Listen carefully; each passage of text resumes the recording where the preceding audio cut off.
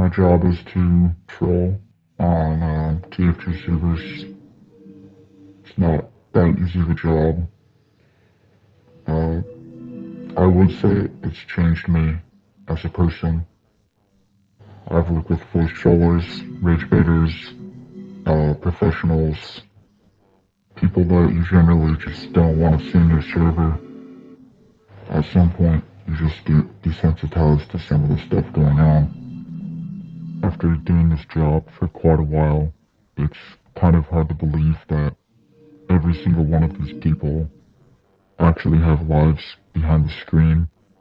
At least I tell myself that after seeing the same people on the same servers killing the same players. You start to wonder, are they really just furries and have nothing else going on? I don't even know if I'd rather have them be furries or just bots. Either way, my job is to simply exterminate them.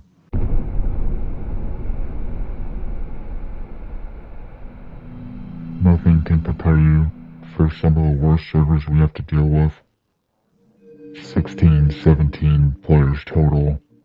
Some of the worst ones have at least one or two mic spammers. If it's a map with low gravity, then there will be probably 3 or 4 trollgers. You know, God forbid you accidentally kill one once. There's a huge chance that they just won't leave you alone for the rest of the game. A recurring type of player would definitely be cloak and dagger spies. They consistently just go invisible around the map, wait around 15 minutes, and then when you least expect it, they just kill you once, go back invis. You know, there goes your kill streak for someone who plays like an actual rat. One type of player that has always confused me is the bonk scout. Literally all they do is trick the bonk, run out of spawn, and then the nanosecond it runs out, they just get insta-killed. And that would be fine if they didn't do it again, and again, and again. I've seen scouts do this for 3 hours straight and then leave the game. What could possibly be going on inside their head for them to do that?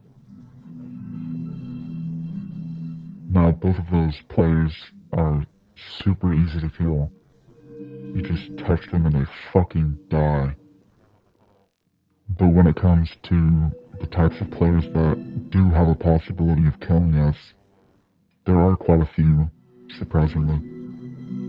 The only one that's respectable is the generally skilled player, who is pretty good at all classes, doesn't really need to change but can. Just all around, pretty good at the game. As far as the types of players that will get in the way of our work, I'll just name a few. Dead ringer spies, corner clipping Carl snipers, people who switch classes every time they die, anyone that uses RTD, trollger B-hoppers, people who only use spells. It goes on, but I've listed what we call minor threats. They get in the way slightly of what we're trying to do, but they don't hinder us fully. An average game would have around 5 minor threats, which is something that would be considered manageable.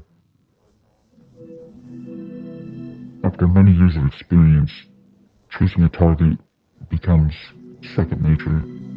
Who's the angriest at the current moment? Who's voice chatting? Whose buttons can I push? There is no single best answer, but after a while you get a feel for it.